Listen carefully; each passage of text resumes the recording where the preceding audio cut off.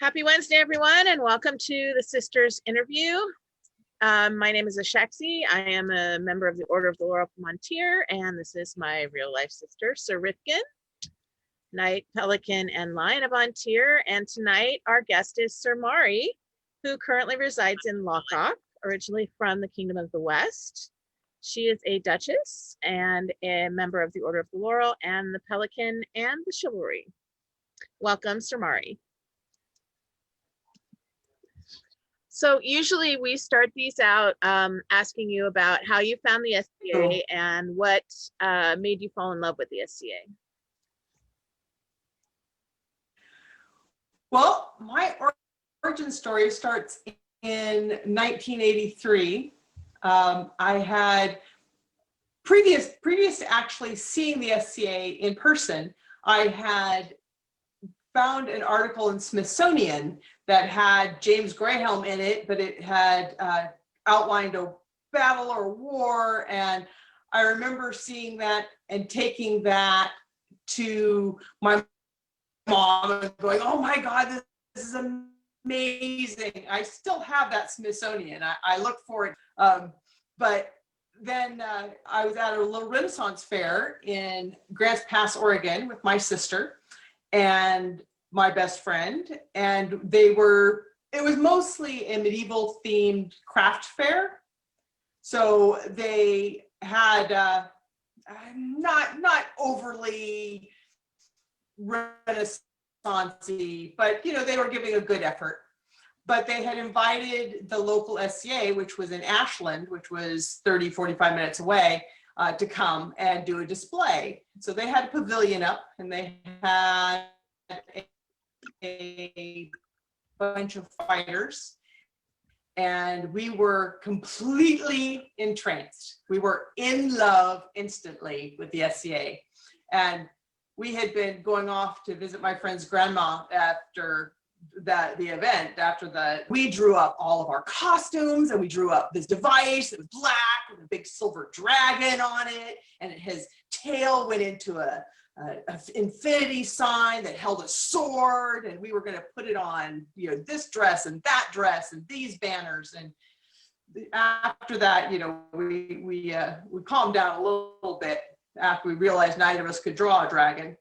But we were very enchanted, and there were a couple of gentlemen that have fought for us for the day, and so we were enamored of them and the society in general. And from there, we started going to our local meetings, we were pretty much a child shire at that point, Myrtle Holt.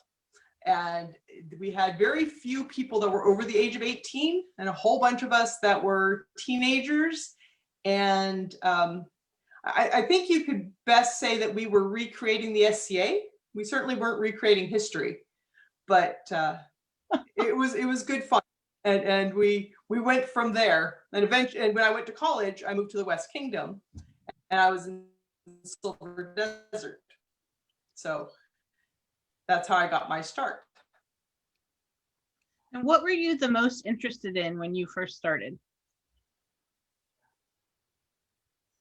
When I first started, we had a lot of singing in our group. So I did a bunch of singing, and I did a bunch of costuming. And I use the word costuming because at that point, really, they were costumes. We were short on research and short on materials and high on enthusiasm. I made a new outfit for every event we went to, and often for our group meeting. So, about once a month, I was making something. Usually, it was not something that today I'd be proud of, but at the time I was extraordinarily proud of them. Did you have those sewing skills before you started the SCA, or is that something you learned because of your excitement? I think it kind of came along with the excitement because, I was 15. So I had some basic sewing skills, but we had made, my friend and I had made different costumes before, just, fantasy stuff out of our head, stuff kind of like the movies. And when we got into the SCA, now we had an outlet for that. And I developed a lot of those skills on my own. My mom had some sewing skills and could show me the basic use of a pattern, but I was going off script rapidly because there weren't patterns for what we wanted. And so it was taking that basic knowledge and creating garments. And we had no idea about fabric content or, what looked good. I had a whole bunch of stuff that was robefuller, which, if you don't know, is a fuzzy polyester they would make robes and nightgowns and stuff out of. And we had a bunch of clothes that were made of robefuller because it was like velvet. It's soft and shiny. It was, and it was beautiful. And there was some satin, because satin's shiny, and medieval people wore shiny clothes. You want to be a pretty princess, right? We did. And we had lots of pretty princess clothes. And some of them were from a variety of eras, all in the same clothes, as you do. Yes. Yes. And our library had several books that had line drawings of medieval clothes. And now I know that a lot of those were highly suspect in their research. But we thought they were beautiful. And we were very, very, very keen to make all the things. So when you were in Myrtle Holt, was there... And the Ashland Library... Sorry, when you were in Myrtle Holt, was there an adult that was sort of... Was there a... to all the kids, or were you just on your own? We had a couple of adults that tried to run herd on us. And looking back as an adult, I'm not impressed with them. At the time, they gave us a lot of freedom, as opposed to trying to control all of us. So we made do. That freedom we thought was great at the time, as terribly run.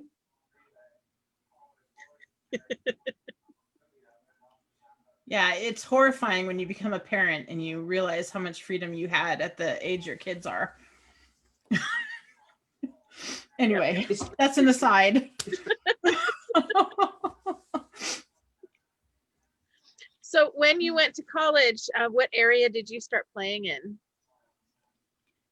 So I was in Silver Desert, and we had a bunch of established members. Most of them I don't think were peers at the time, but they had been running in for a long time, and now the whole lot of them are peers. So we had Connor McCauley and Siobhan Shea and Khalid and a whole stack of them that are now multi-peers. And so they had a fighter practice that we'd go to, and every Friday night, they would have bad movie night. And so I got introduced to Rocky Horror and Barbarella and terrible, terrible movies that to this day are beloved. So is it fair to say that since you were 15, like your social circle has basically come from the SCA? Yeah, that's very safe to say. Actually, until I started square dancing about 6 years ago, I had no friends that were not SCA. There were work people I knew. There were family people that knew about the SCA that weren't involved.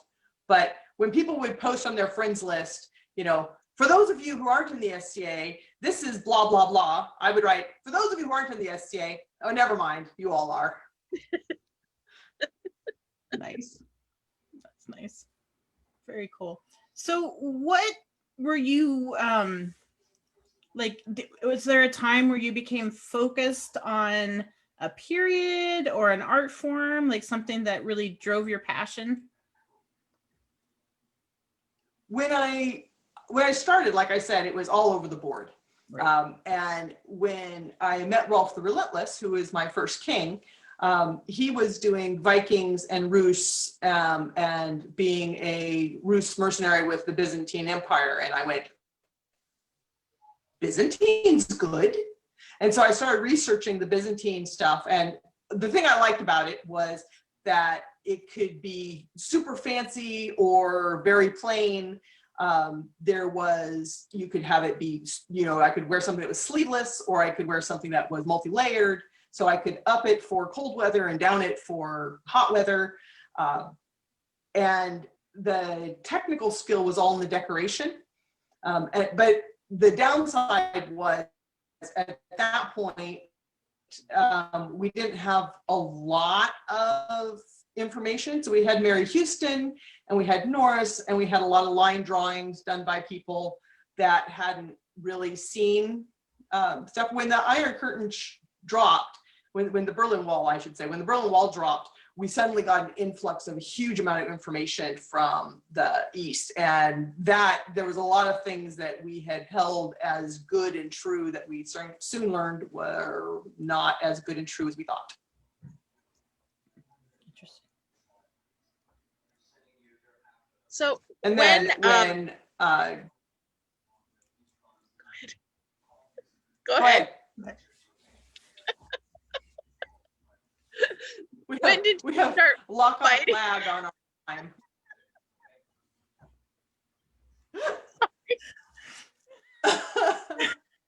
It's okay. So I started the SCA in 1991, but I didn't, or in 1983, and I didn't start fighting until 1991. When I first started, I looked at the people that were at fighter practice, and I thought they were crazy because it is hot and it's messy and you're getting hit, and I did not like it. It was fine for them to do it, but I had no interest in fighting at all. And because Siobhan Deshay fought, she was like, you're good and strong, you should come fight. And I had been a weightlifter, not professionally or anything, but I had lifted weights and done that as my routine since I was young. So, I was strong and certainly able-bodied to fight, and I had no interest. We'd do demos and we would go places, and I would see, I would marshal, and the little girls would come up and say, do girls fight? And I could say, well, Siobhan Deshay fights and Hillary Serendip fights, but those people were far. They weren't there to be seen. So I kind of went, they need this example. And so I took up fighting so that I could be the example to the people that were out there. And then, of course, I didn't want to be a bad example. So that meant that I had to practice and actually become somewhat good with it. So, when you took up fighting, it sounds sort of like a burden, right? Like you did it because you felt like you should. Yes. When did it become? I still fight because I think I should. When, if ever, did it become something that you really enjoyed? There were parts of it that I've always enjoyed. I enjoyed the camaraderie. I enjoyed the learning part of it. When I started, I had mistakenly thought that I would just be good because, there were a lot of things in my life that I could just kind of get through and do well with. And I rapidly discovered that I couldn't just muddle my way through that. I was a happy bad fighter. I could do well enough, but not well enough to win a tournament, but well enough to win a few fights and learn a few things. But to apply myself was necessary to get better and better. And I think that I loved going out and fighting and being with the crew that were fighting and being a part of that. But the real joy of it came when I started developing skills and actually starting to not only win fights, but be able to master myself in those fights. And then I started to actually love it. And even then there was a love-hate relationship because for me, because things came easy to me, I had to learn because schoolwork and things like that were things that it was more like the teacher was reminding me how to do something rather than learning a skill. So fighting was actually one of the first things I pursued that I was not good at and I didn't have a knack for. So I spent a lot of time being a happy bad fighter and a goodly amount of time being a sad bad fighter. In addition to weightlifting, were there other athletic things that you did before you found the SCA? I really didn't. I had never done any of the sports at school. I had never, running is, if I'm running, you better keep up because that means something's chasing us. So that was never my thing. And so fighting really was the first thing. And I have a theory that people that do sports actually do better in fighting, not only because they learn the coordination, but because you learn how to learn and you learn how to take criticism. Because if you are part of a track team and the coach says, hey, you need to jump higher over this thing, or you need to hand off the baton this way, you don't say, oh, I'm a horrible person because I don't know how to do this. You say, I need to learn to do the thing the coach is saying. And you don't take it as a personal affront. And as somebody who'd never done sports, taking that critique and putting it to my to what I do this, that took education and explanation so that I knew that I wasn't being targeted for being a horrible person. I get that. Even I even grew up with athletics, and I still I think that there's a cultural conditioning with women of our generation where we're people pleasers, and if we don't get it right away, we feel like we're letting our coaches or our mentors down and that they're wasting their time with us. And I don't think a lot of men go through that same thing, and it is quite the hurdle to get over yourself. Yes. So how young were you when you reigned the first time? Like, I've seen pictures and you look like a baby. I was. So my first reign was in 2002. So that I would have been 24, between 24 and 25 during that reign. Wow. So yeah, I was very young.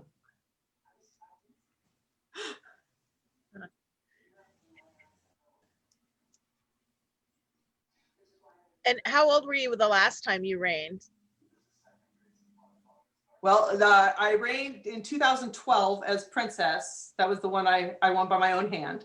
So that was 2012. Hang on, I have to do math. So I was 45. That was 8 years ago. Yeah, so I was 45.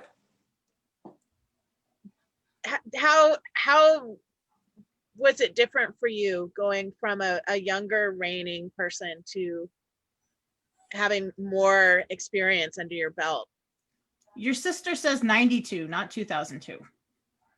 The first one. What I say? Oh, yes. I reigned as queen in 92, and I reigned as a princess the first time in 2002. The twos were good for me. And then I reigned as queen in 2008, and then princess in 2012. Okay. Sorry, that century jump, I lose that sometimes. So as a 25-year-old being in the SCA,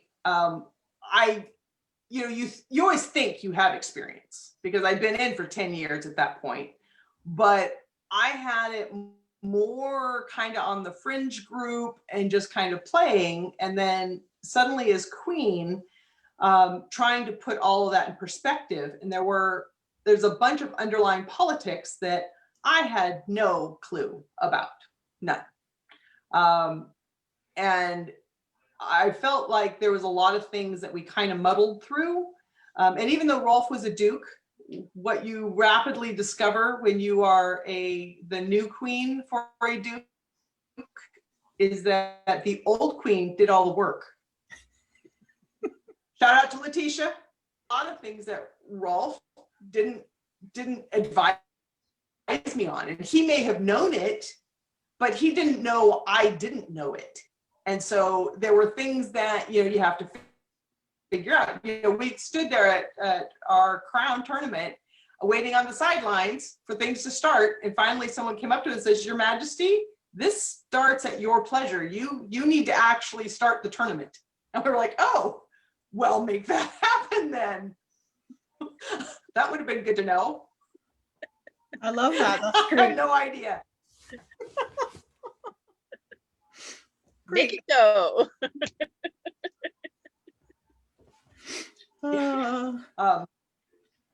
And I think that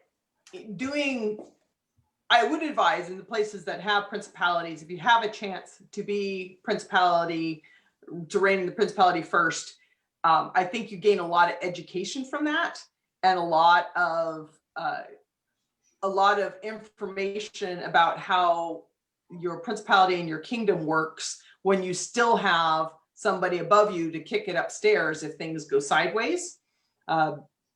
Having just jumped right into kingdom politics and kingdom stuff, there's a bunch of stuff that the public doesn't need to know. Some of it is the grinding gears of how the society actually works just to keep things running, and some of it is the politics of this person wants this and that person wants that. And some of those you can look at if you know the players involved and you know how the politics have been running, you can go, oh, well, this is how this needs to go. But when you don't know any of it, and you don't know some of the backstories, and you don't know how things have worked well in the past, it leads to poor decision making. What was your favorite part of being queen your first reign?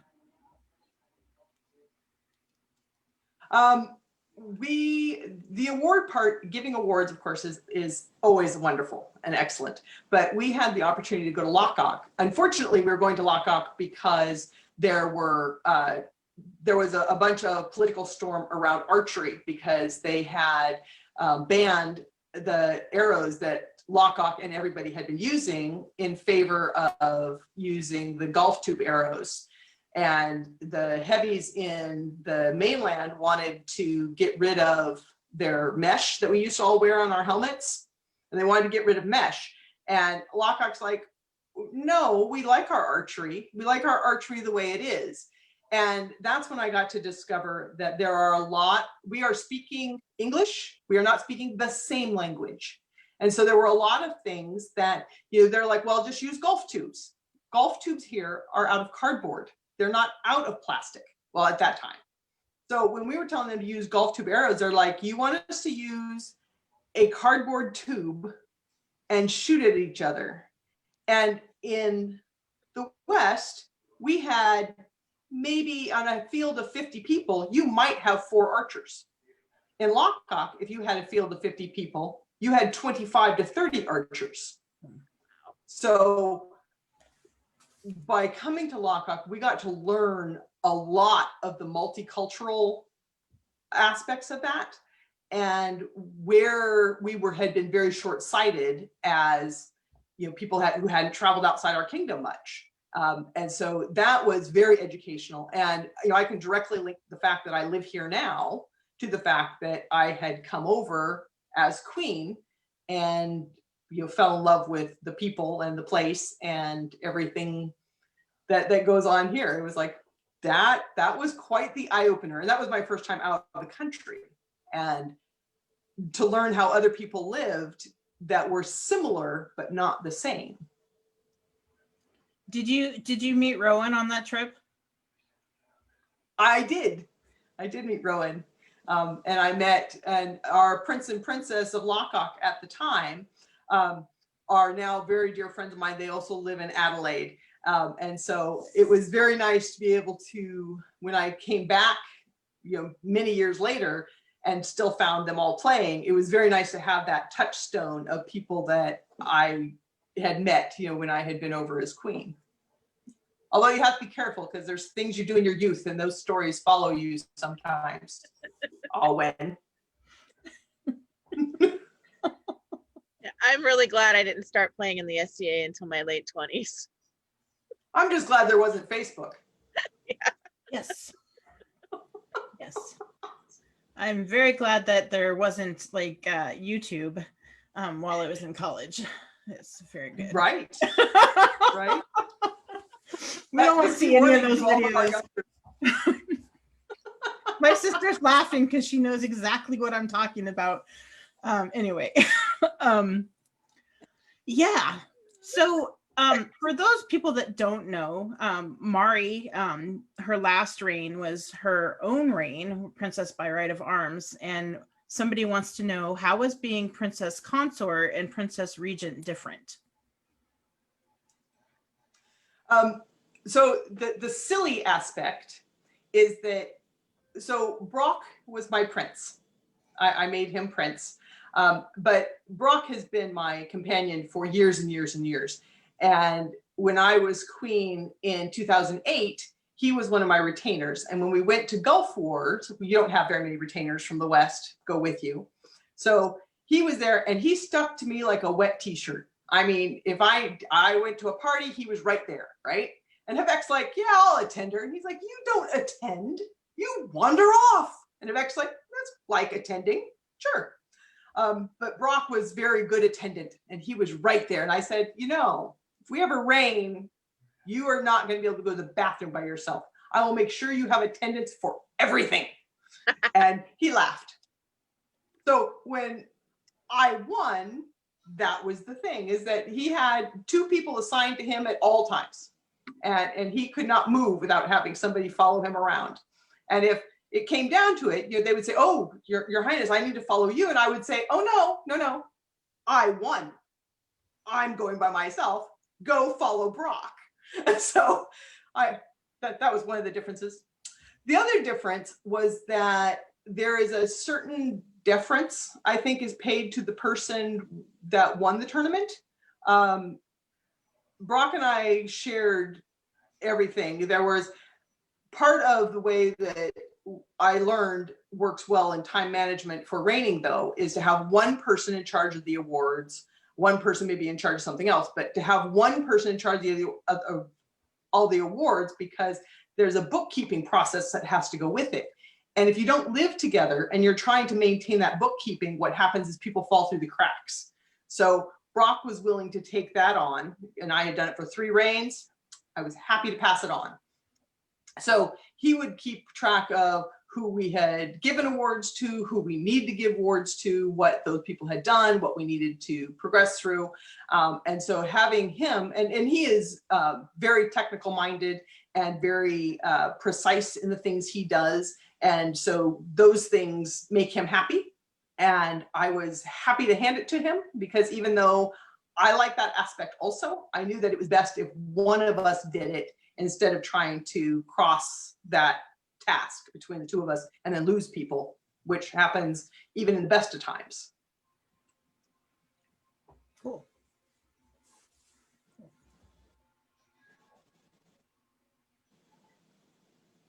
Go ahead, Misty. Okay. Why don't you talk about training to win a coronet? Okay. So as I had said earlier, one of the things I had to learn in fighting was how to learn. And there were different things I would try and different things I had done. And I felt like I would advance and then spend a long time on a plateau, or even go down. And then I'd advance and I'd spend a long time on a plateau.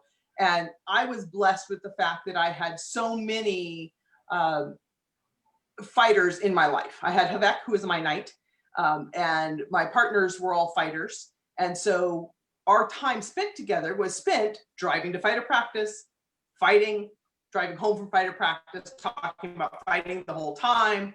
So I was completely awash in that world. But trying to get my own skills to advance were difficult. And I would put forth, it felt like I was putting forth a lot of effort for very little progress. So when I was knighted in 2009. So, and then I won in 2012. So before I was knighted, I had put forth a big push of effort, because I knew that I was on that brink and I had been sitting on that cusp for a while. And so it was, okay, keep pushing, keep pushing, keep pushing.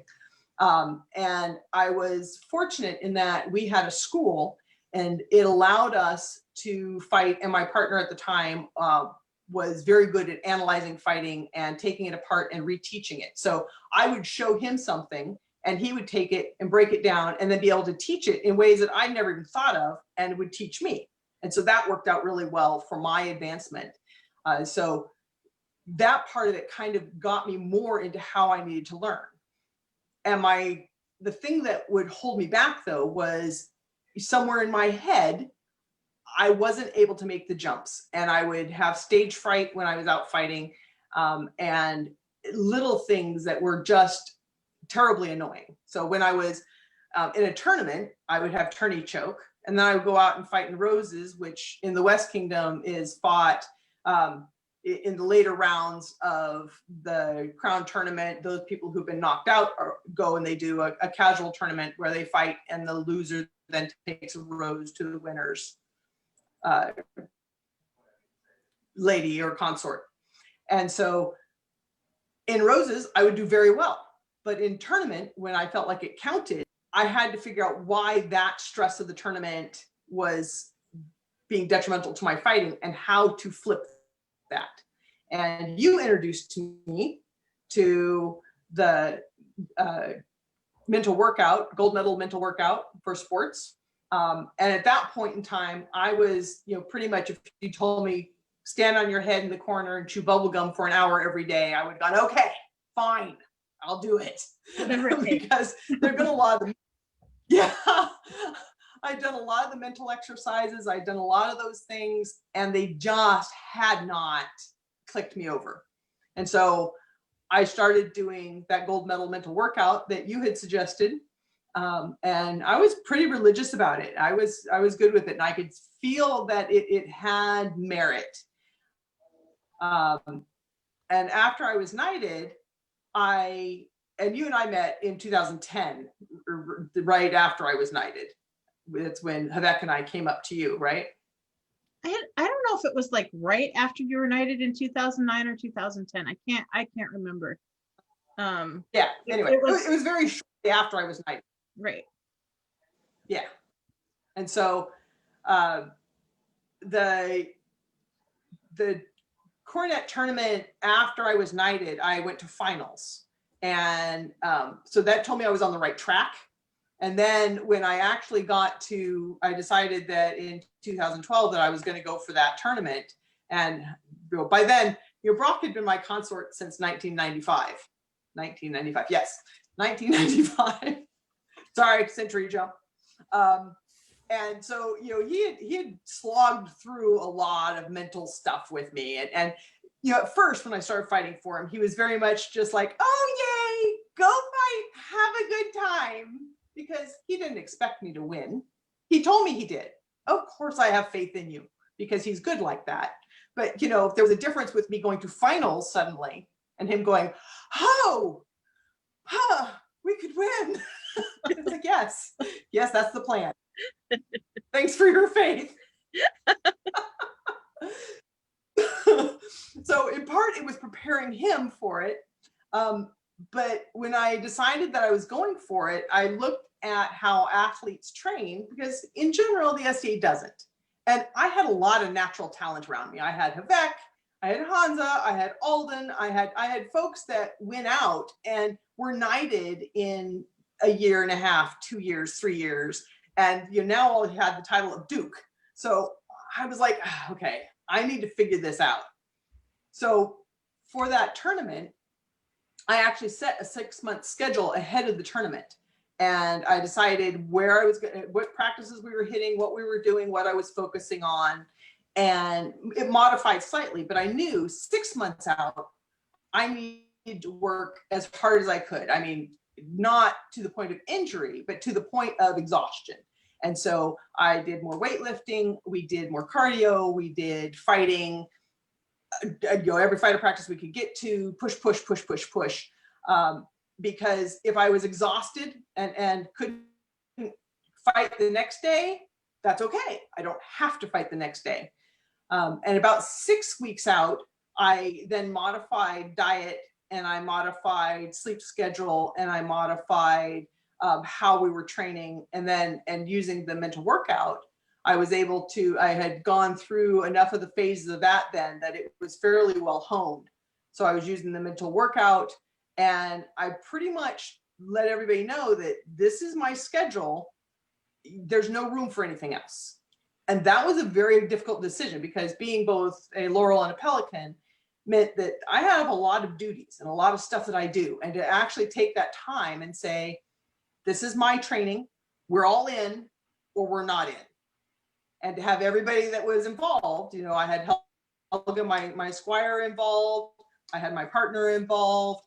I had Brock, of course, involved, and be able to say, here we go. And so there was some kind of fighting almost every day. There was looking at diet and looking at sleep schedules, making sure that I was in bed before midnight every night, which actually was quite an accomplishment, because that's not how our schedule usually ran.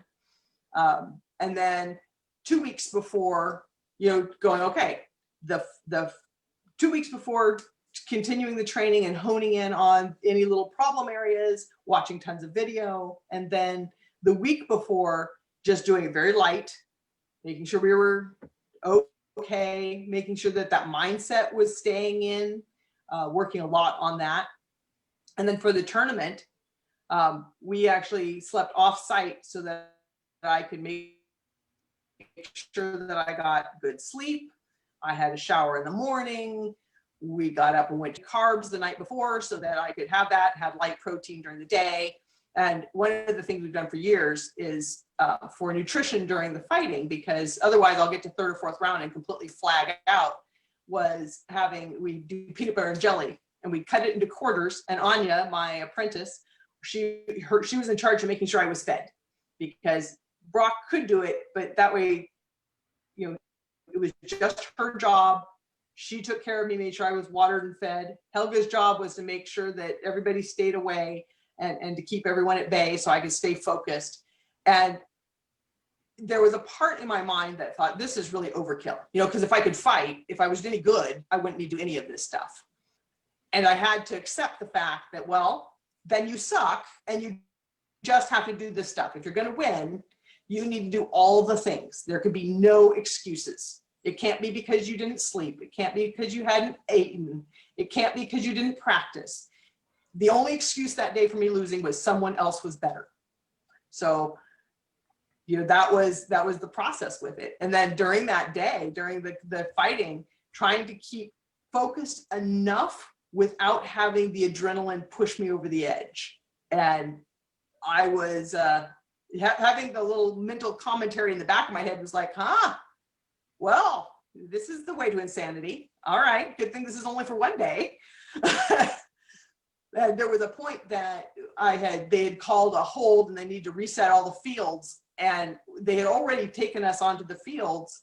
And to maintain my headspace and not let it drop too far down or rev too far up was quite the challenge. And I was very glad that I had done all the mental preparation for that. And I know that, in retrospect, I feel like I put way too much effort into it, but, at the end of the day, I won the tournament. So it all worked out. And a lot of the reason that it went as well as it did is because in finals, I got to fight my good friend, Sir Fergus, who was not a knight at the time. And I knew that I could trust Fergus entirely, because if there was a blow that I hit him with that wasn't good, it wasn't good. I had no question about his honor. I had no question, and I felt that he would have no question about my honor. And I knew that we would have fun, and that come what may, it would have been the very best fight it could be. And it was a close thing. It was a close thing. Yeah, we were not far from him being prince instead of me. And it was absolutely glorious. That's super cool. So I'm not surprised about how hard you worked, because the thing that, well, there's lots of things that are amazing about you, but one of the things that's super amazing about you is that you do everything 110%. There's no question why you have a Pelican. I don't even know how many reins you sewed for, like, and sewed, like assembly line sewed. and you were Earl Marshal of the West. And I mean, you've done a ton of stuff. And then like, we're going to look at pictures of your art. But how do you balance it all? Well, like I said, when I was training for Coronet, that actually was a huge part of being able to shut out the other things. And it revealed to me how difficult that was, because Havek won March Crown that year that I won May Coronet, which meant that he was in the middle of my training and he won Crown.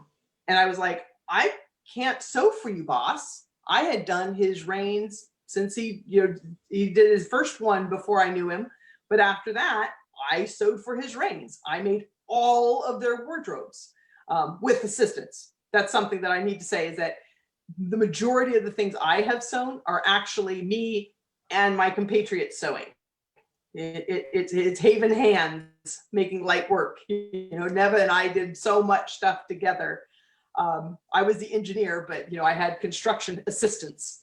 But we had done all of his stuff, and to actually have to step back and go, I can't. So I did his stepping up. I did part of the stepping up clothes because the rest had already been stuff he owned. But that was very difficult to consciously have to say, I can't sew everything for this. There's no way I can do that. When I was offered laurel, I really wanted to be a knight. That was when I started fighting. That was the goal. That became the goal. I want to be a knight. And when they offered me laurel, I was like, I'd like to be a knight first. And they went, well, in very polite words, they said, but your fighting sucks, so you're not going to be a knight. He was much more polite than that, but that's what it translated to. And I was like, okay. And Keelson Skyfire came to me and said, so with your fighting? I said, yes. He goes, how many times have you fought for 12 hours a day for 3 weeks in a row? I went, I've never done that. That's crazy. And he's like, right. How many times have you sewn 12 hours a day for 3 weeks in a row? And it's like, oh, yeah, that happens a lot. It's like, right. So, you put your effort into the sewing. How much research have you done into fighting? And, as heavies, we know that, we might have some research into boxing or basketball or something, but it's not like fencing where we can say, oh, look, Meyer says do da da da da da, and Talhofer says do da da da da da da, right? As heavies, we create a new art that is based on physicality, but it's not, we don't have a book. We do now. We do now. Thank you, Paul. We have more than one book now. But we didn't. No. We didn't at the time. So, but I had hours and hours of pouring through plates and books and research and other people's pictures of things. So all of that made me go, okay, this is where my heart and soul lies. And being a Pelican, doing the Marshal thing was kind of a secondary thing, because Havek decided he wanted to be Earl Marshal, and our household did things hand in hand. So, pretty much if I was going to be in charge of something, then our house kind of took over. So when Havek was Earl Marshal, we all were marshals, and I was his undersecretary and did all of the typing and all of the missives and all of the stuff that needed to get done with that. And so then he stepped down and Tom stepped up briefly. And then when Tom stepped down, I stepped up. So basically I was Earl Marshal, or in the capacity of underwriting that, for 6 years. So a lot of things got done, but doing that kind of Pelican work, it was kind of, shoved into the hours when you're doing online stuff. So it got kind of shoved into your Wednesday night and into your Friday night, and you just made things happen. So it's an interesting balance. And a lot of times it's a little here, a little here, a little here, as opposed to the big focus. And that's part of the reason why I think that knighthood was so difficult for me, is because there were so many other focuses. The boys would go out and fight while I was sewing the clothes for the new king, and they would be out fighting on the lawn, but I had to sew. And they would say, oh, no, you're more than welcome to come fight with us. Well, then the sewing doesn't happen. So I had to sew so that they could come in and try stuff on, and then they would go out and fight because, you know. So really, I mean, in the 6 months before the Coronet that you won, you made yourself the priority.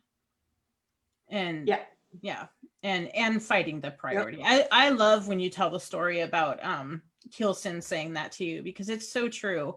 And it's, you know, a lot of people wonder, well, why am I not progressing? And it's like, well, because we all make priorities in our lives, and you got to look and see what your priorities actually are. And when you don't make fighting the priority, you make your art the priority, or you make your service the priority. That's a conscious decision, and it's not the wrong decision, but it's your decision, right? So I don't know. That's sort of a another aside, but when you're trying to support other people in their pursuits also, that also is a priority. Right. And it's not a bad priority. You know, by all means, that's part of our society. That's part of why we can progress. You know, I would not be any of these things without Ginevra.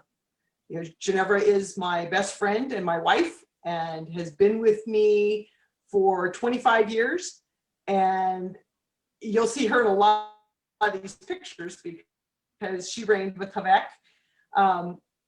But if it wasn't for her, I don't think I could have been any of these things, because she was the one that, even if she wasn't doing the work or she wasn't making the clothes, she was making the sandwiches. She's the one that when we came home to go to fighter practice, she would hand us burritos and send us out the door. We had lived in a kind of a conglomerate, and Nev was home to help take care of the house and take care of Philip. Oh, did we lose her? I think we lost her. Her son. Oh, there you go. And so she would wash the clothes, and she would wash the dishes, and she would take care of the stuff. No.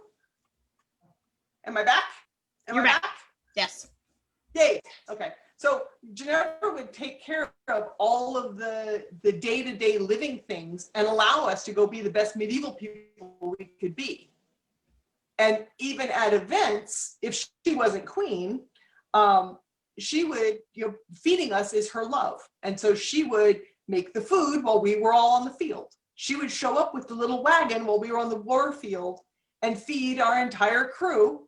And she'd hand us out hot dogs, and she'd hand out stuff.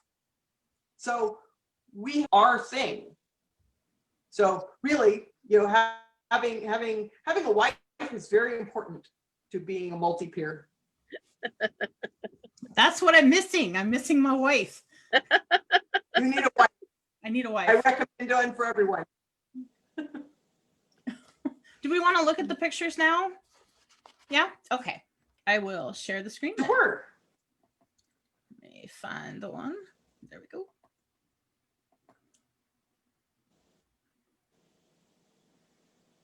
Are we looking at? So, yeah.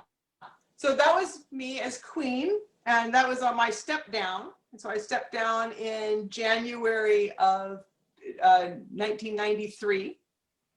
And that was a Byzantine I'd put together. And we had done the whole reign as Byzantine with Rolf and I. And that is a very lightweight damask silk that is lovely. I got from Thai Silks in Palo Alto. And then the bottom is all hand done. And I had a team of folks helping with that.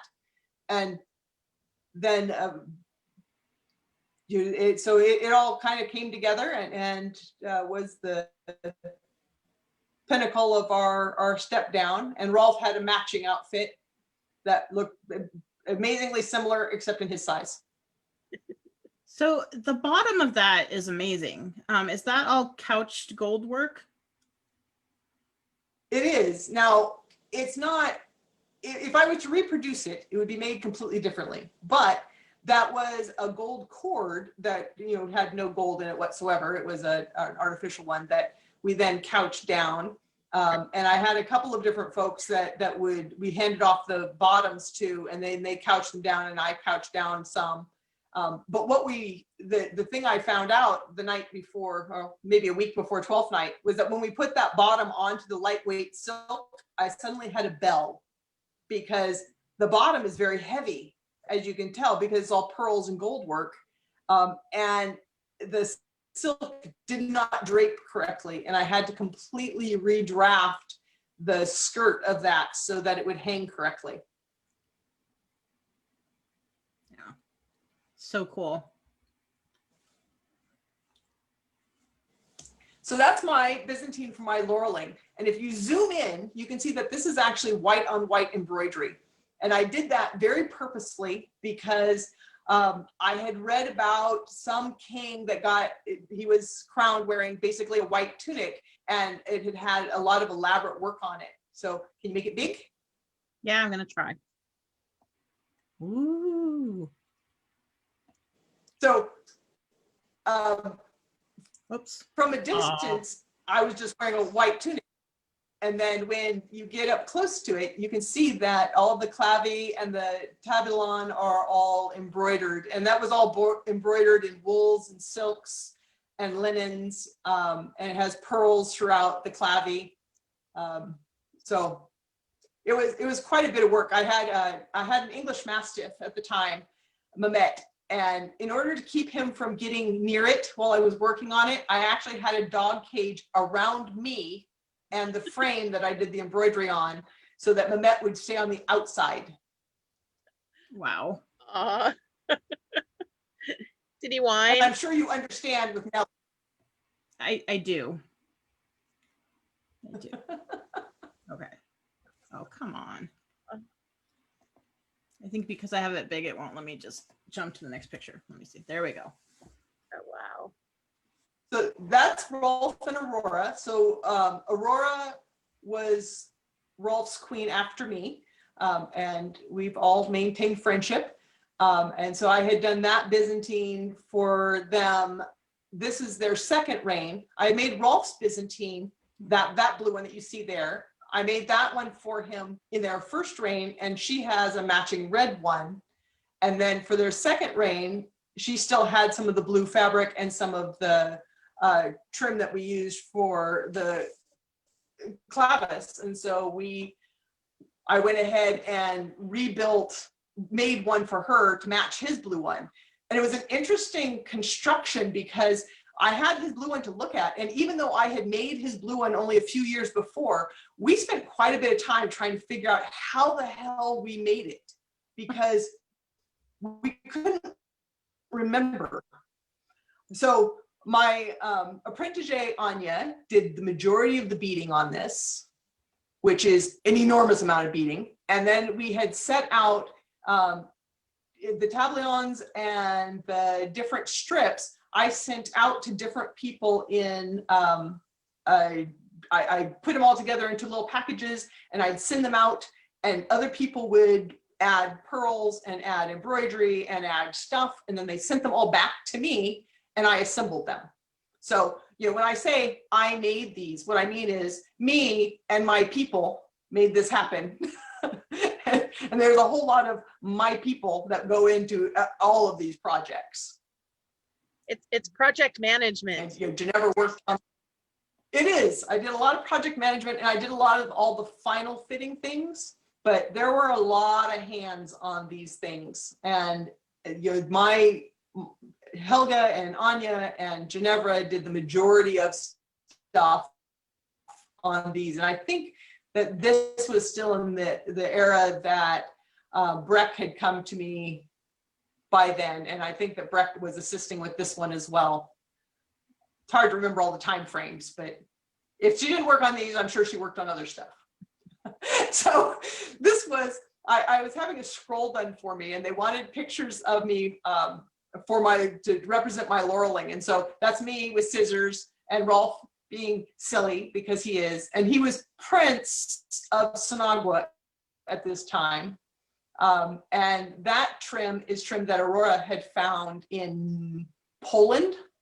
So we didn't make this trim, but we made that trim do that thing. And again, Anya's hands were on this, and Ginevra's hands were on this, my hands were on this to make his outfit. The Byzantine that I'm wearing is actually cut in a Coptic fashion, as period as we could get it, and it's linen. And then because I don't weave, all the clavy and the accessories are red wool that I have done embroidery on, and so it used to be my airplane tunic. I would take the clavy with me on the airplane and sew them. And so it took years to create, and I still have pieces that I'm working on because, well, it's Byzantine. I can always add more stuff, but because that looks like a sack. So one of the things that's super amazing about your costuming work is how you match things up on the trim, and like you can't even tell that you put the trims together in those corners. They're perfect, and your eye for detail is just really spot on. It's on point even. Thank you. Yeah. I try to make that effort with it. As I tell my students, you can't tell somebody it matches if it doesn't. It's true. So this is this is my baby sister in real life, Kalita, and she is a Viscountess. She was yes. And our babies, that's Stella. Stella just turned 18, so she's like a full human now. But this was several years ago, and that was one of the Byzantines that I had made for a 12th night.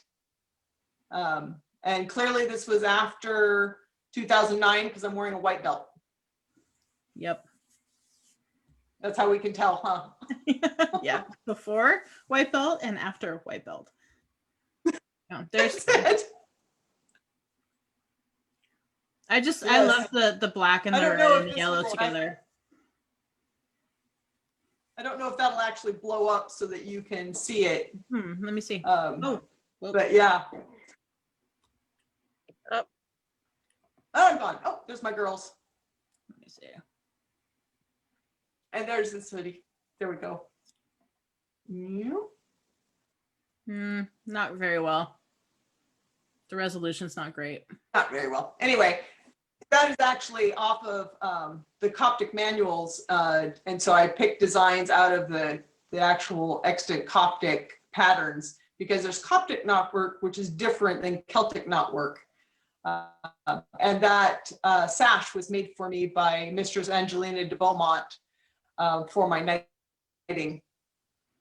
Cool. And it was her first weaving thing. And, like, super talented Laurel's anywhere. She's like, oh, I'm sorry, it's flawed. It's my first thing. Amazing piece of weaving. And I got it because she loves me. So this is my most recent pandemic hoodie that I was completely inspired by you, because I had that piece of linen and it is in Rifkin orange. And I went, oh, I will make this hoodie. And I had the trim, which was fabric, of course, which has lions all over it. And since you and I share lions,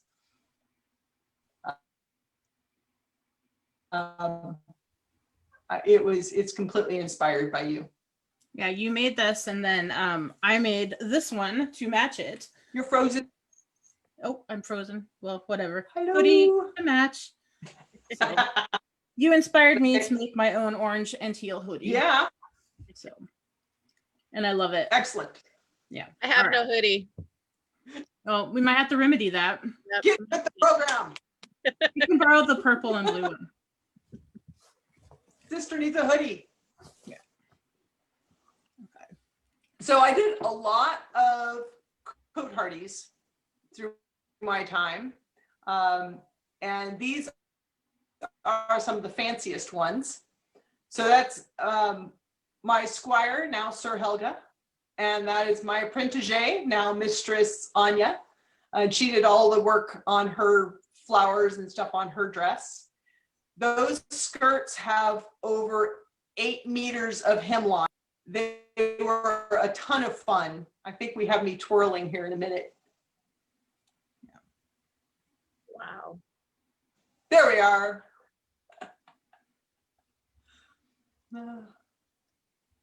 So yes, they were good fun. So I put all your coat IDs together. I know they're not in order, but That's all right. So this was my stepping up as princess, and that sword is bloody heavy, and I was really glad I'd been lifting weights because that sword's bloody heavy, and to hold it out like that, that was being held up by adrenaline. That's how that had stayed out there.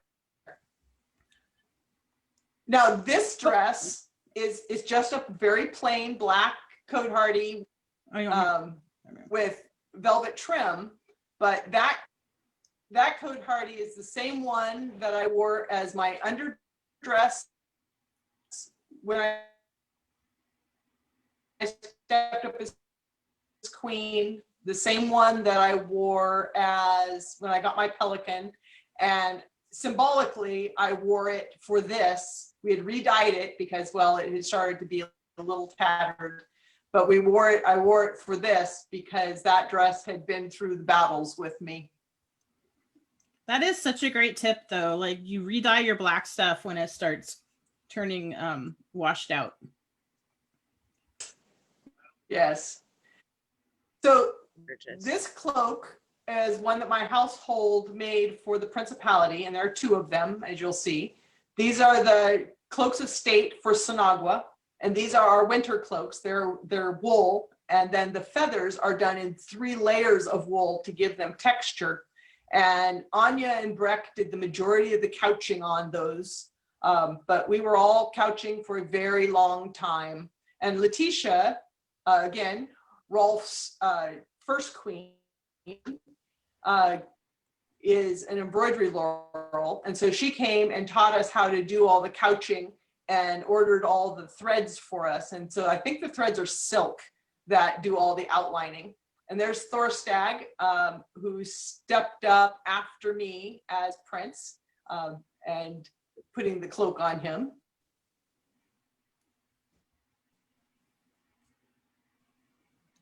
To view. Has taken over their maintenance, but part of our deal with the kingdom was to maintain those cloaks instead of having them wind up getting washed wrong or cared for wrong. So between reigns, we would take them back and do any repairs on them, then give them back to the royalty. And now Breck and Anya maintain them so that they don't wind up, being too tattered. And Duke Arthur Flaherty made the cloak pins that hold those together. I had to send them back because after I wore it, one of them bent, and he told me that I was too hard on clothes. So he made them Mari-proof, and we put back on them. Nice. So this is for a 12th night. I think originally I made that when we stepped down as king and queen the second time.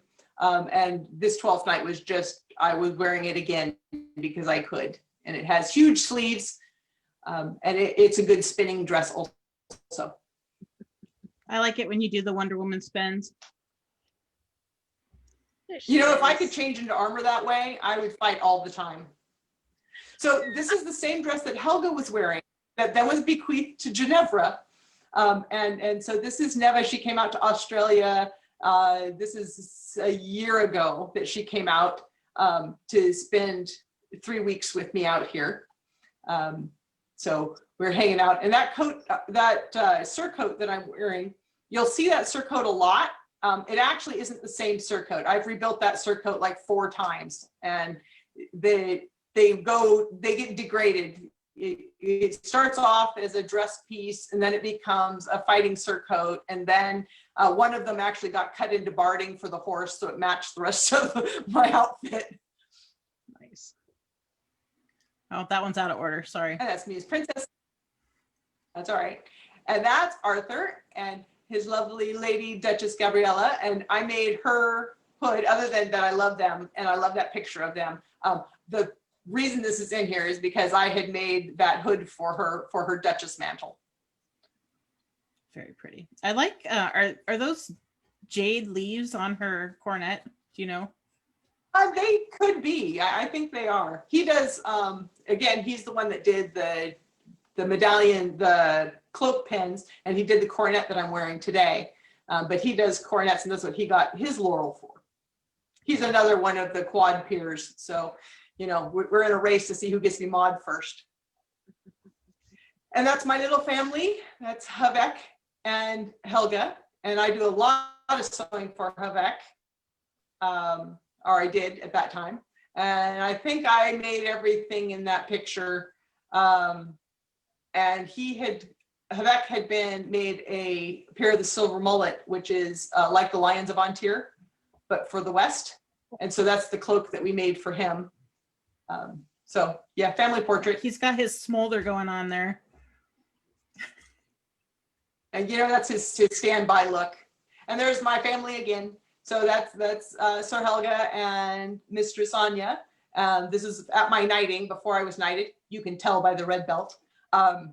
And the outfit I'm wearing, again, was worked on by many hands. And Judith is one of our other folks that we've done lots of sewing with and has been a part of many of the cloak and many of the other things. And Judith did the sleeves of this, my knighting outfit, and she helped me with the pants. And I think she may have even made the shirt. So she was a big part of that. Helga's wearing my Waffenrock, because what's the point of having a knight if we can't borrow their clothes? And Anya, and again, when I say I made, I mean that, you know, they did probably as much of the sewing as I did. I just did the construction management parts. That's just you and your thing again. Whoops, sorry. That is Sir. Ismenia. Come on, Michelle Pepper. Yes. Sorry, Facebook's killed me. And again, you see the ubiquitous surcoat. God knows which iteration that is. And there's the Waffenrock that Helga was wearing earlier. It is actually was originally designed to go with my sleigh so that I could have a fighting waff. Cool. And this is, I made the leather parts of this armor. So I have two breastplates. I have one that is on a short piece of leather, and I have this one that I actually is a long piece that is based on my coat hardy pattern. And then I appliqued all the leather ostensibly onto it for decoration. So I had, the breastplate was made separately by armors because that is not my skill set. And then I put it onto the leather coat. And then there are pieces of actually hardened leather on the inside of that. You can see how the hip kind of flares out, and that's where there's a piece that guards that hip. There are kidney plates inside of that, and the gorget is integral to it as well. And there are points on the elbow of the gambeson that keep my elbows in place.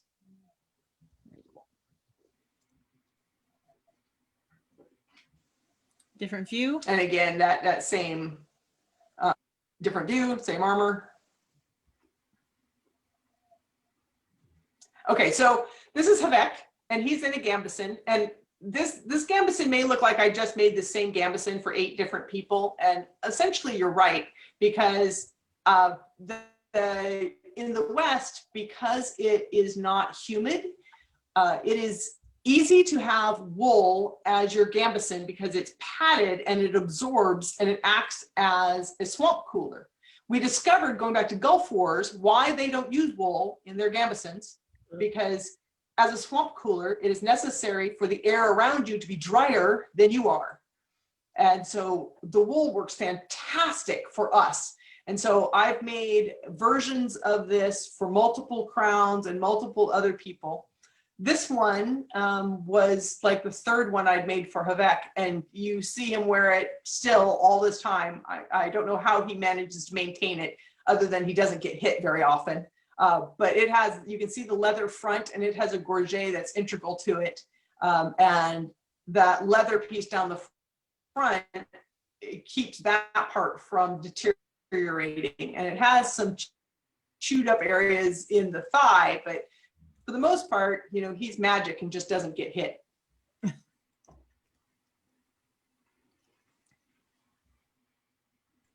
That's my knighting outfit, although this was at, I was speaking when Illidor was made mod as one of the first 3 mods of the West.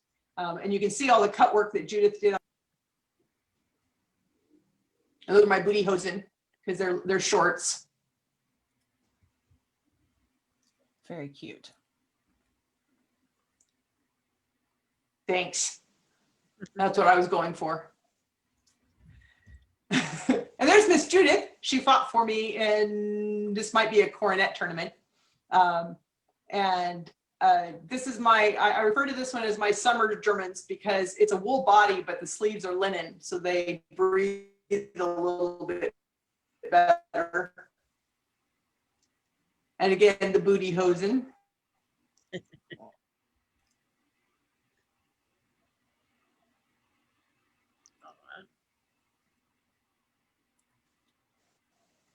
I didn't know that Brock put on your Fabulous. Yeah. Yeah, Very so he cool. put on, and that's the sash that Mistress Angelina made me that I was telling you about earlier. And Ginevra did most of the beadwork on Brock's tunic that he's wearing there. We had made that years before, but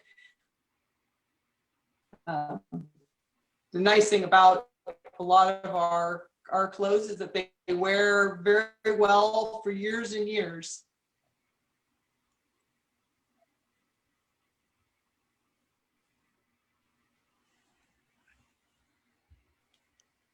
Are those leather pants he's wearing? Uh-oh, did we lose her? And there's no, Havek, and that's the coat, and I think it shows up here in later pictures as well, but that's the coat that I made for, oh yeah, I mean, and that I made for him for the stepping up when I was trying to win Coronet. So it rows of buttons down the front that in these buttons down the front of the coat that were laced, and they were basically lacing pegs for it. And so we thought we would emulate that. He very rarely laces it, but it can be. It can be. Nice. And this is another coat that I had made for him, and pants. He's at fair in this picture, but that wool was an old army blanket that we found in white, because finding white wool is actually fairly difficult, and it's kind of a cream color, but it served our purpose. And this is a picture that was done by Caradoc. He came and did a formal studio at a couple of events for us. And that sword actually is the one I was knighted with eventually. But this was my very first set of Germans that I made for myself. So there was a lot of learning that went on in this outfit.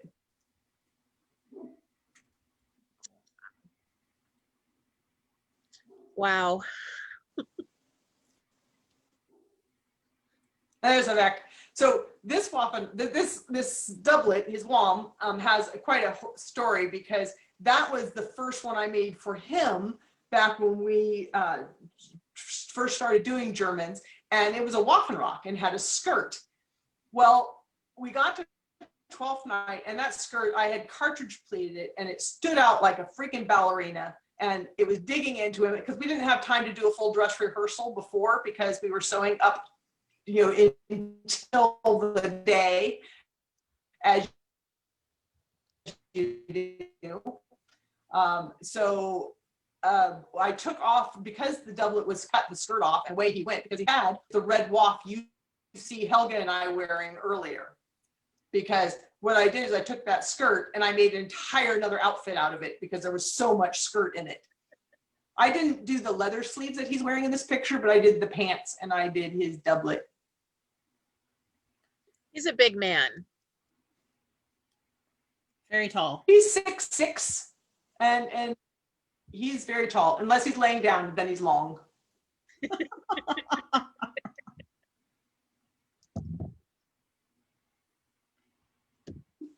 Again, that's the same doublet, different circumstance.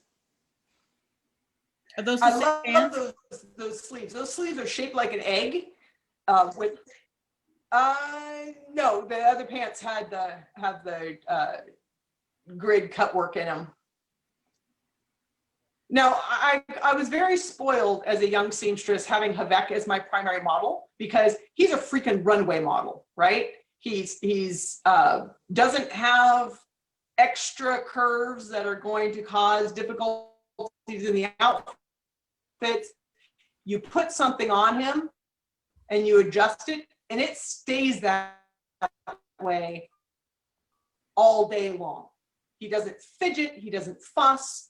When I'm doing fittings with him, I would say, okay, stand here, hold your arm like that, and he would do it. And I did not realize what a treasure that was until I got fidgety models who would constantly want to look at their hip aches. Oh, I have to move. And I'd be like, just stand there. I'm doing a thing. So I was very spoiled having Havek as my primary model for so many years. And, you know, he looks fabulous. I put him in stuff and people will say, oh, I want an outfit like that. I'm like, that outfit is not going to look like that on you, just so you know. I was also admitted to the Order of the Silver Mullet. And so that's, everybody gets a cloak for the order, and it has its own heraldry. And it is tradition that if you don't have your own cloak made for you, then one of the order, in fact, his cloak the year before for his elevation to the order, I got to wear his cloak on this occasion until I could make my own. And that's that same doublet actually laced shut. So are those given once a reign or once a year? They're rare. They're rare. Before Havek was entered into it, the order had been closed for 15, 20 years. Wow. And the members of that order make they poll and suggest to the crown who's going to be in it. It had originally been the Knights of the Silver Mullet, and there were the elite that were put into it, and not necessarily the fighting elite, but those who they felt represented chivalry and honor, and the strongest. Jim Griffin, then you see Mistress Rose there with us, and then it got closed. I think Jay closed the order, and it was closed until Rolf reopened it. It's 15, 20. Hello. Are you talking to us? Did we lose her? Yes, I got you back. Yay. Okay. You know, everybody was frozen for a minute. Okay. Next. No. Can you hear me now? Yes. Yes. This is that same doublet and so that's me wearing Havek's coat in an Alice in Wonderland chair at a 12th night. Very cool. And this is a different doublet, but it's the same fabric because we had a lot of that wool. So I made him another coat for out of that same fabric, and got to play some different experimental. Cool. I'm gonna have to make that one. And bigger. this is the, and this is his Sergeant Pepper coat. We decided to run with this, and I have seen, it is based on 2 or 3 different documents, but I have seen this coat recreated with Havek as the documentation in multiple forms. You're a primary source, Mari. I guess so, yeah. Yeah, I will tell you now, the secret is that there is no documentation for the Sergeant Pepper stuff. It was off of a Polish coat that we thought was part of the Germans that we were looking at the time. And since then, we've learned that no, that had nothing to do with the Germans. That was a Polish coat, and it's not documentable. But you know, you get down with your bad self and do what you want. And again, that's my knighting Germans. Very cool. And that was when I was Earl Marshal. That's my Marshal's Germans that I made. And unfortunately, I don't fit that doublet anymore. It's very But that cool. was a fantastic doublet. And those sleeves, I learned a lot. Those are actually linen biased hose, because I wanted to make a set that were real, and they point into the doublet. And I learned a couple of things. I learned from having a person, thanks Kevin, that sits there and says, add seam allowance. Add seam allowance was very important, because when I had done the mock-up, I just cut them apart and then laid them on, and then cut the true pieces with seam allowance when he reminded me. So, and then the yellow was stretchier than the black. And so you would cut them out together, you'd hold them up, and the yellow would stretch 4 inches. Ugh. So they became quite the nightmare of construction. And they finally worked, and they actually point into that doublet, which is an important feature for Germans. And then I learned that they had to have used somewhat different systems, because I get it that the boys could use the cod piece, but if you need to use the restroom, you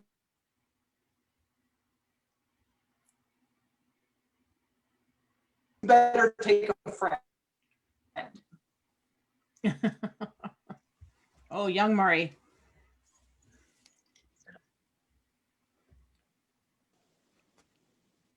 Frozen again. We can hear you.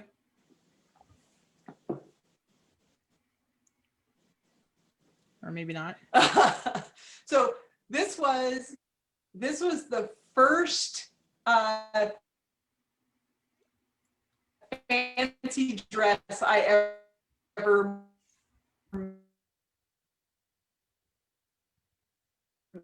made that wasn't, so I was probably 19 in this picture, and found in the library just line drawings, and it had said that it was an English dress.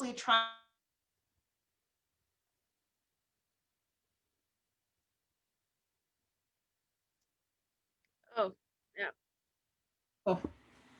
Well, we totally lost her, but I think we'll see if she comes back, and while we wait for her to come back, we'll just sort of go through some of these pictures, because there's a lot. So some of her later stuff. Oh, let me get her back in here. Oh, there she is. I don't see her yet. Do you see her? Nope. Hello. There you are. Hello.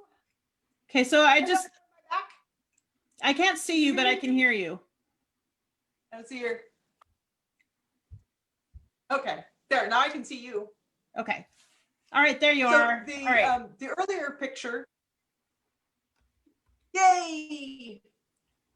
Thank you, audience, for bearing with us. So that is an outfit that I had originally in the quote unquote documentation that was a line drawing in a book of costumes. It said it was English. And I think they were actually trying to depict Germans, because with the guarding at the bottom and the slashing of the sleeves and the hat that they shown with it that I'm not wearing in this picture. I think they were trying to depict Germans, but I didn't know any better at the time. It was just pretty, and it's made from curtains that I found. It went into Gold Key probably 20 years ago. Do you still see it around? I haven't since I gave it to them, so I don't know what happened to it. Maybe somebody's like hoarding it. Maybe, but they have to be stick thin. You see how little I am in that picture? Yes. So this is Master Gregory, and Master Gregory got his mod and asked me to make him an outfit. So this is made totally by my hands, and then he and his lady, Mistress Anna, made the buttons and the buttonholes for it, but I did all the sewing with that. And that's made off of Matthew Nagy's pattern. They wanted the full puff pants. And so that whole outfit is silk, and then it has the linen canvas on the inside, and then the lining, I think, is linen also. But that was my first foray into doing Matthew Nagy's pattern, and it turned out amazingly well. I was very pleased with it. And that is, the pants are pointed in. And that is a Spanish that I made for Yevon. Oh, we're bumping around. Yeah, I hit the button on accident, but we'll go back to Yevon. That's all right. That's a Spanish that I made for Yevon. And those can be pointed in, but he doesn't wear them that way. So I just want, Rowan, I know they're supposed to be pointed, Rowan, I know. Okay, for us losers that don't know what pointed in means, what does that mean? Oh, so in the later period stuff, you know, for probably 15, well, even in the 14th century, some of the 14th century stuff, it means that there are little holes. And so when something is pointed in, it keeps the pants in place. So the belt was not meant to hold it in place. They're actually tied into the doublet. And if things are made correctly, you don't get any extra pressure on the shoulders, but everything stays very neatly in place. For modern people, though, it seems to be quite a hassle, because you either have to choose, if you're going to go use the restroom and sit down, you have to choose to either untie the pants or take it off like a union suit and just take off the doublet with the pants. So which can be a problem in a bit. Looking neater, and it keeps everything. Yes. Now yes. Your comment earlier. I'm not makes sure a lot how more many sense. people did it, because with dysentery, yes. Yes, and I can't imagine if you had dysentery how you would get out of your stuff fast enough to actually take care of your issues. Was that delicate enough? All right, so we saw that. Let's.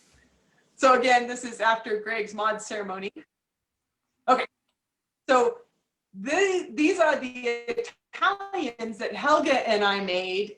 And we did them as a super secret project because she wanted to look girly. And if you know anything about Duchess Helga, she runs the full gambit between being able to be very girly and being able to rip your face. But we decided that we wanted to have these, they have boning in the bodies, and they have the skirts and the underskirts, and we did the tall shoes, and we did the whole 9 yards, and we did our hair all up.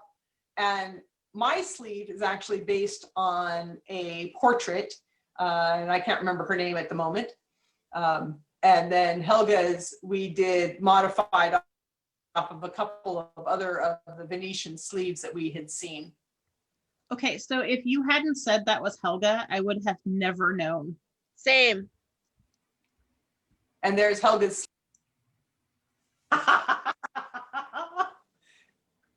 And there's mine.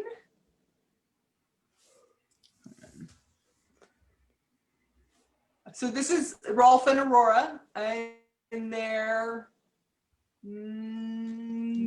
first reign. I'm going to go with first reign. And his Waffenrock, and then her dress we did.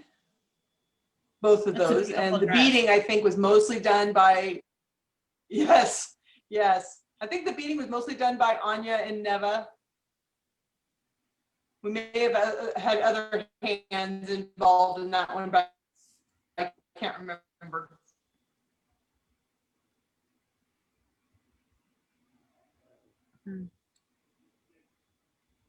These for folks, and they're not very glamorous. They don't have a lot of foof to them, but I wanted to show the sleeves on this. And if you go back to the last picture, you can see that there's a lot of movement in these sleeves. And I use this same pattern with my gambesons. So when he reaches forward, you can see that there's no strain at all on that sleeve. And it's because of the way that I shape the heads and I integrate the gusset into the underarms so that you have full range of motion in every garment. And for me, I find this very necessary because I'm a very active person. And if I can't show you how to throw that shot while I'm dressed, then there's no point in. And we did her dress as well. And she has, I couldn't find a good picture of it, but she has very cool buttons on the sleeves. We did a very cool treatment with the buttons, but I don't think I have a good picture of it.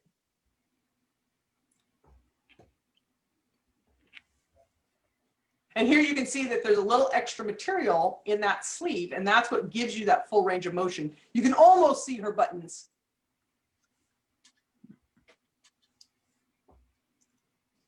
So this is my lock-on. That's Yevon and his boys. And I've made all the clothes in this picture. I did the Polish coat and the Spanish doublet and suit and the Viking tunic, and then whatever I'm wearing in the background.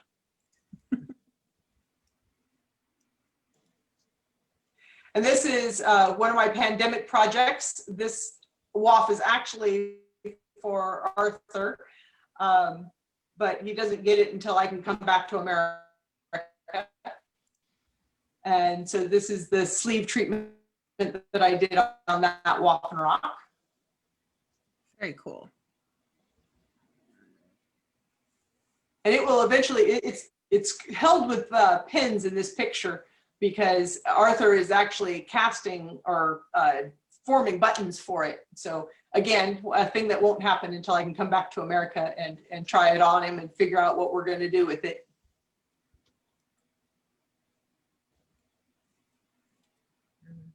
And Yevon is modeling. So this is my Neva, and Duchess Ginevra currently lives in Calontir, and she was my primary female model, and she loved Italians. She loved the early Italians, and so we did a bunch of different designs for her, and she did the embroidery on these, and she does all the inside sewing work. And with Ginevra, because we sewed together so often, what I learned after she actually moved out of the house and was working on her own projects was that so often, because we worked in tandem, I would make a thing, I'd hand it to her, say, here, sew this seam. She'd hand it back to me, I would sew the next thing. Is that she never learned how to do the progress of the order of operations, because she was involved with the patterning, but she wasn't having to design the patterns. So she did all of the construction bits by hand sewing stuff, but never learned why we put things together and how we did it. So she actually, knowing that, we've changed how I teach entirely, because it left her with huge gaps in her knowledge that even though she sat and sewed with me for 10 years at that point, there were all kinds of things she never learned to sew. So we've tried to remedy that through the years, and my new students have to do a lot more stuff because they need to have all the knowledge. Again, Caradoc's picture. This type of dress really suits her. Yes, this was the first Germans I made for her, and this was the set that went with the first ones I showed you with Avec and I, and we had a great time with those sleeves. The sleeves took bloody forever, but you know, sleeves are a great puzzle, and I enjoy them a lot because you have to deal with the tubes and you deal with slashes, and dealing with good wool is a blessing because it allows you to get away with a lot of things without having to do super finished edges. You can slash and cut and twist and get very cool effects. Was she queen when we went down for La Provadora? And I'm sure that the Bruce Fleck is. Mari was queen. No, I was queen the first time you went down to Provadora. Do we lose Dawn? Sorry, the dog just lost his mind and took my computer with it. Oh, alrighty then. There you are. Yay! So this is, and she had done all the embroidery and things on that. And it was lovely. Oh, well, we lost Dawn, but we'll keep going. I hated wearing it. Okay, she'll come back. Is this the same dress from before? And so this is Rolf and Aurora again, same outfits, but different lighting. Okay. You just get such a nice line in your dresses. Did we lose you too? No, I'm still here. Oh, thank you. Yeah. And that's the same black dress that I was wearing as Princess.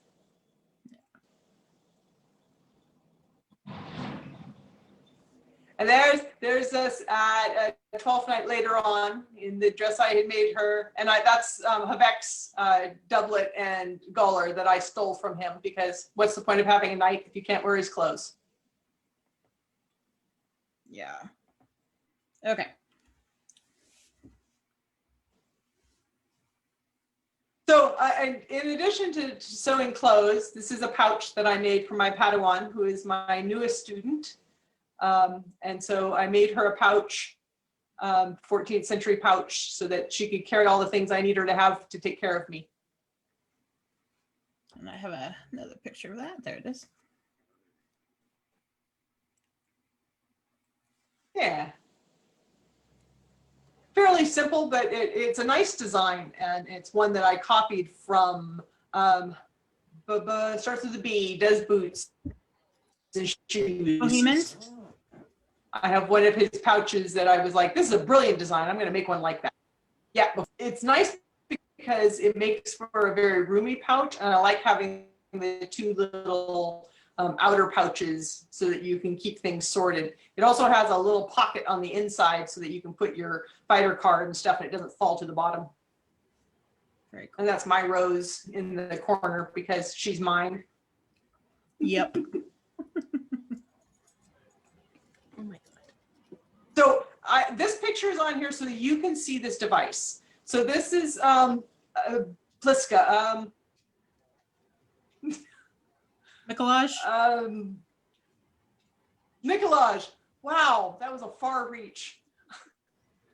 So this is Nicolaj, and when he and Ariane reigned, one of the things I told him was that in lieu of making their step down outfits, I would make him his countel outfit.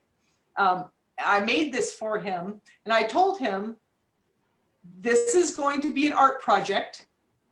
It's going to be an art project that turns into clothes, but understand that I'm going to hate you for this. I will curse your name many times as this is made, but we should love it in the end. And he said, okay, I am willing for you to hate me.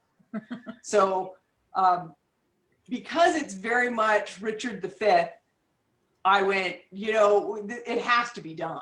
It just has to be done. 3 dimensions, and so it covers the curves and everything still sits correctly with wool on wool applique, and I felted in all of the applique pieces. So they were put on, felted into the base wool, and then they were appliqued on with couching. What do you And mean? it when you was say quite the felting? project. And there were a couple of, Sorry. so I took the felting needle, like you do when you're doing your felting. So I took a set of felting needles and I punched them all through so that the two pieces of fabric actually melded together. Mhm. And they were strong enough that they probably would have held temporarily at least. But I wanted the extra, and I think there's silver around all the red, and there's, I think it's just gold thread around all the lions and all the gold.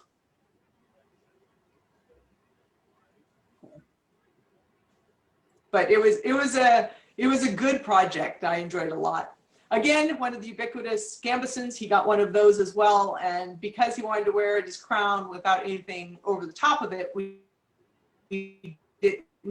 embroidered a pouch. I think Judith did the patch for that one.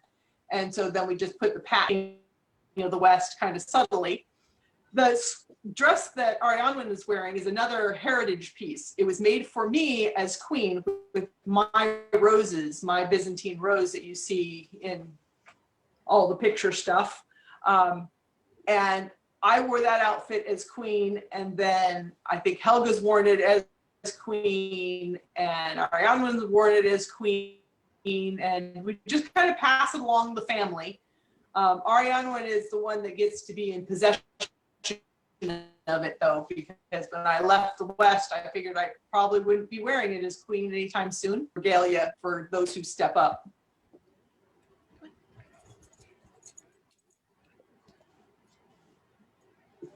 This is another Waffenrock I made. And he is stepping up as Prince. And this was taken off of a picture out of The Triumph of Maximilian, one of the many inspirational pieces that I've taken from, and that worked out very nice. I think that one's all linen because he tends to be a warm person, and that way he can breathe a little bit in it.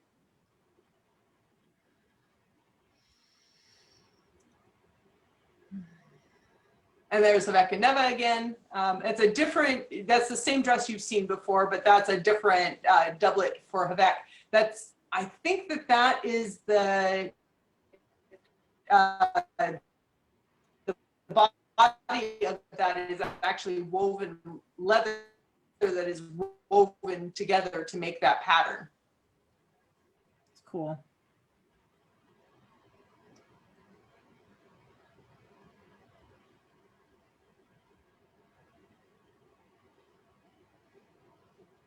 Did we lose her again? I think so. Again, I'm blessed by having such lovely models to put my stuff on. So this is the Titian dress. Am I there? You are here. You're here. You hear me? Yep. Yes, hearing? Can you hear me? Yes. I'm here. Excellent, excellent. So this is Ginevra in the Titian dress. And this is a blue and orange dress in the original drawing, painting. And it is many, many stripes. And Nev showed that to me when we first got together. She said, I love this dress. And I said, when you're queen, Nev, when you're queen. And so when Havek won, in the congratulatory hugs, when I'm hugging her, she says, I get my dress.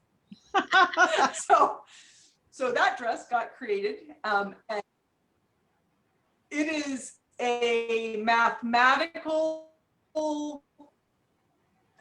I like to say nightmare, but it's kind of a dream because it all kind of comes together and all the stripes follow all the way through the dress. So the stripes you see in the bodice actually are continued down into the skirt, counterchanged. Fair of figuring out how the stripes need to work, how they need to go from the drawing of Titian. And I know a lot of people have made this dress, but there were a lot of things that we had to figure out to make it real versus just being a painting, because it's easy to paint those things and have them all match. It's quite another thing to have it fit and have a match up.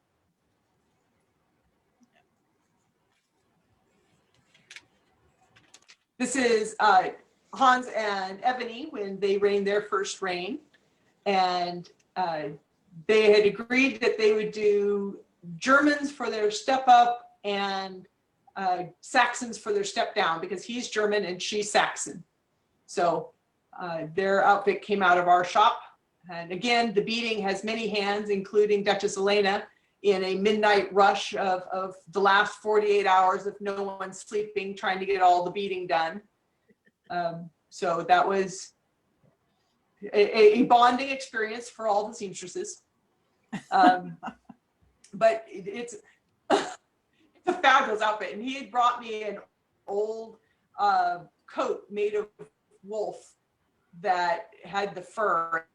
So I took apart the fur, and unfortunately it was from like the 40s. So, you know, we opened up that wolf coat, or wolf skin cells on everything. And I got to learn to work with fur in making that outfit and making the collar so that it all laid correctly. So that Schwab coat is, it's cool. It lays out very nicely. Unfortunately, I'm afraid that it probably won't survive super long. The fur that we had was so dry and sad when we got it that I'm surprised if it doesn't just shred apart in his hands one day. And Ginevra and Havek, when Havek's in his Sergeant Pepper coat. And again, the Sergeant Pepper coat and the green coat. And I think that's it. So I will stop sharing. It makes me very happy to, yay. It makes me very happy to see them.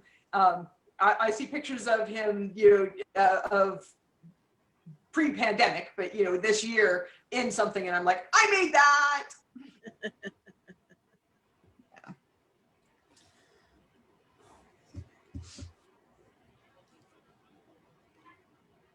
So have you continued your tradition So there of you sewing go.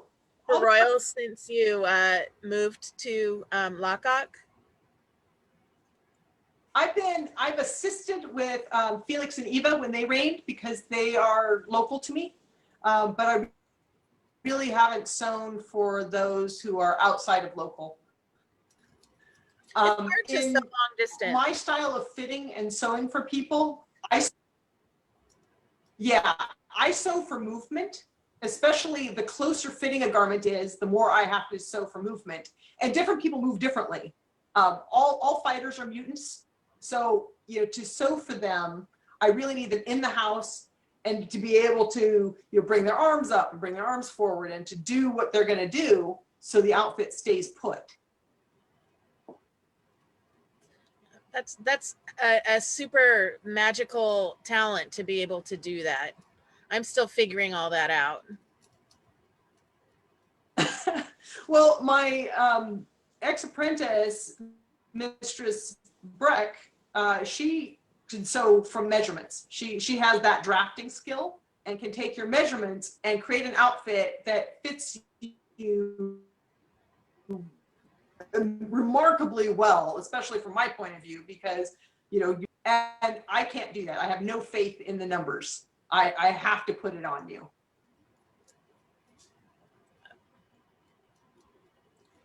So Mari, what is your goal right now in the SCA? Well, Edelgard and my barony are very active in the fencing world. And when I came here, I had the option of continuing along my heavy path or taking up fencing, which I've been a happy bad fencer for years, because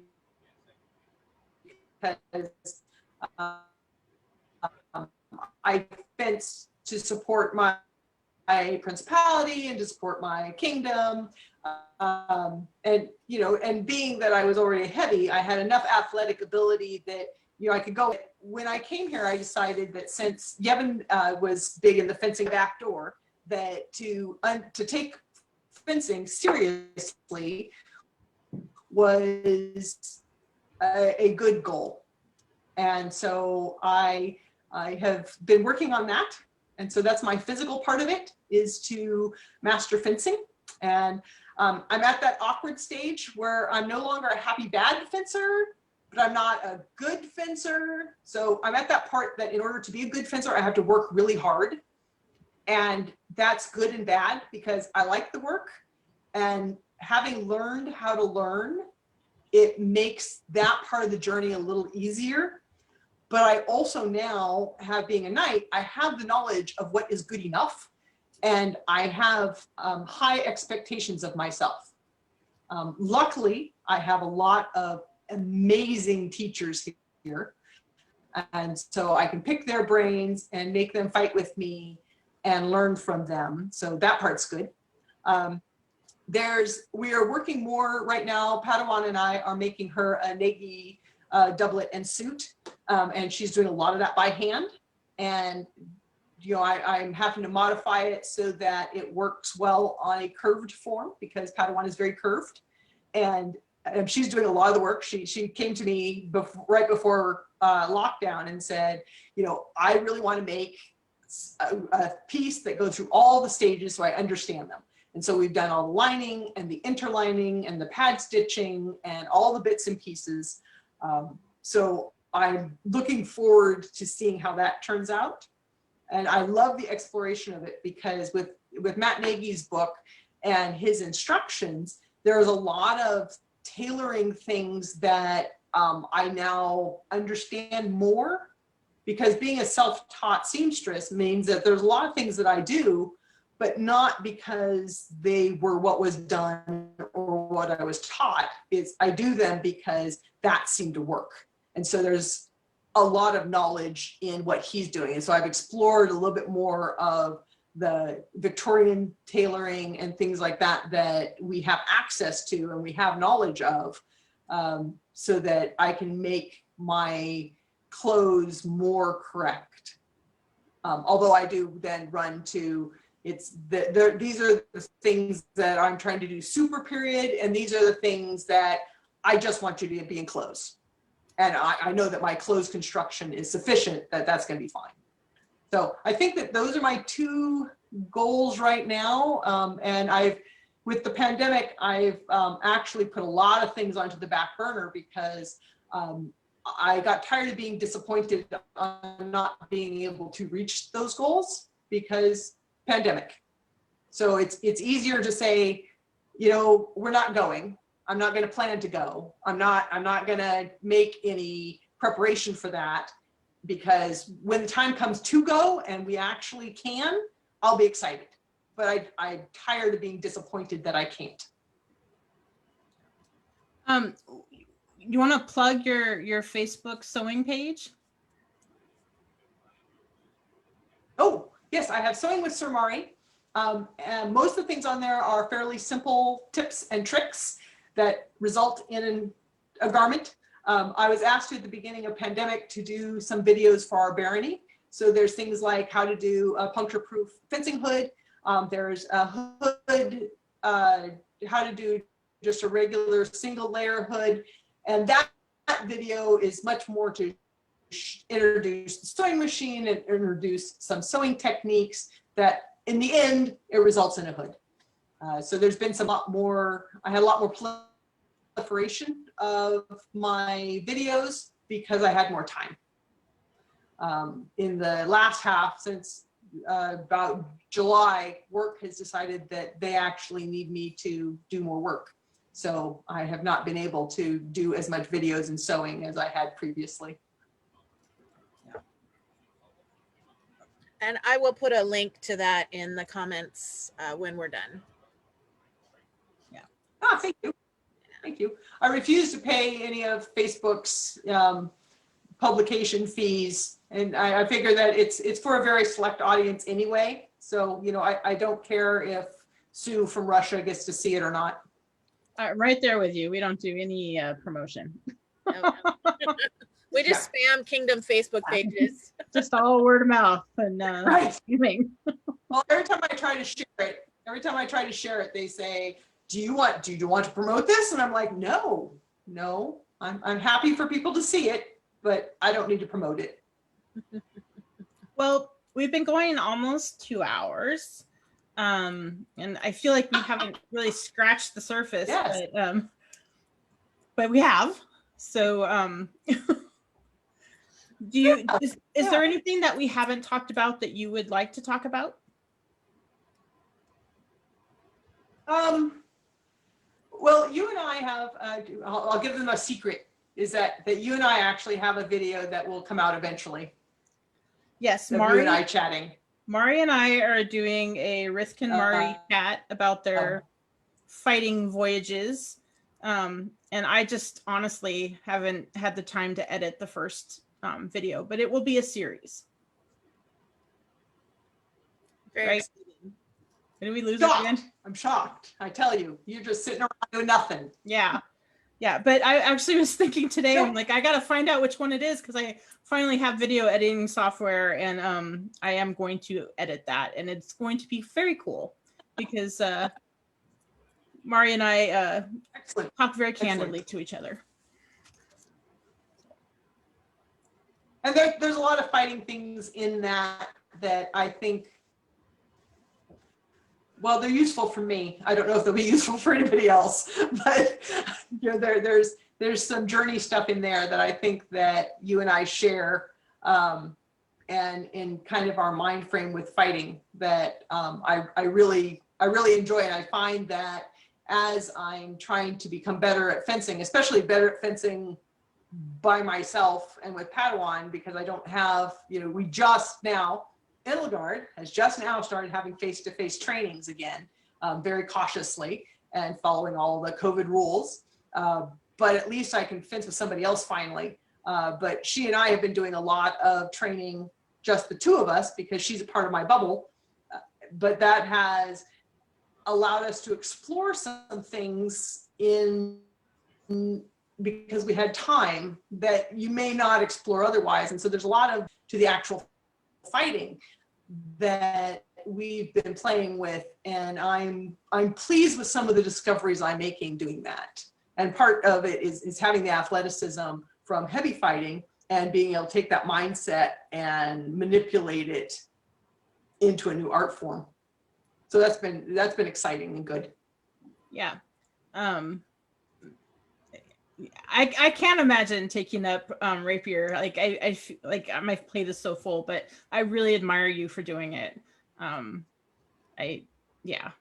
You're pretty awesome. Thank you. So well, the trick is to set down a few things in order to set something else. So if any of you guys have questions for Mari or I about our heavy fighting journey that you would like to see in one of our episodes, you may PM either one of us and we will cover it. Or not. Yes. Anyway, so Dawn, do you have anything? It might get edited out. Shaxi, do you have anything else? I don't have any more questions. I'm just kind of, that was a lot of amazing seamstress work that, wow. The way she gets her dresses to fit, I mean, it's just amazing. And I mean, the women were very beautiful too. And they're but the way you flatter the human form is not a lot of people can do that with their clothing. It's a skill. It's nice. Well, thank you. When I teach my sewing, I say that there's form and function and fit, because you need to look at those things, and it's a sliding scale. Some people are more suited to one outfit than another, but it's also looking at the purpose of that outfit. Well, thank you so much for agreeing to do this with us, Mari, and agreeing to talk with me and our fighting journey conversation that we will eventually publish. You are one of my favorite people. I'm so glad that we met through having Havek up here to teach. You just make my life so much better. Aww. Yay. So, and Lock On is lucky to have you. Amazing. All right. They say I don't get to come back. So All right, so thanks everyone for joining us tonight. Next week, we're going to be talking to my squire, Duchess Inga, I think, right? Yep. Yep, and she is an amazing scribe, amazing seamstress, amazing. She's one of those people like Mari that like has more talent in her pinky or skill. I'm going to say skill because it's not talent. You guys have honed your skills art-wise, and she's a pelican. Duchess Laurel, yeah, and my squire. So that should be a fun evening too. So hopefully we'll see you all next week. And for the Laurel interview, Yeah. We have Fia from Artemisia, who is a bardic Laurel and does a lot of court heraldry and is an awesome lady. So that's going to be lots of fun too. she is super awesome. And I guess I might as well pimp my my Duke interviews for this week too, because I think I am talking to Duke Torval on Sunday, which should be very interesting. I mean, Legend of Antir. And then I'm talking to His Royal Majesty Felix of the Mid-Realm on Monday. So full agenda. And we have Grace Under Pressure on Sunday as well. And I Are you doing it? completely blanked on it's a Lady of the Rose from Callantir, and I can't remember her name, so sorry. Yeah. But that's been a really interesting show too. So anyway, And you have Dan Mari. I missed that. You're welcome. All right. Take care. Thanks, everyone. I'm sorry for the technical difficulties tonight. Thanks for hanging with us. All right. Bye-bye.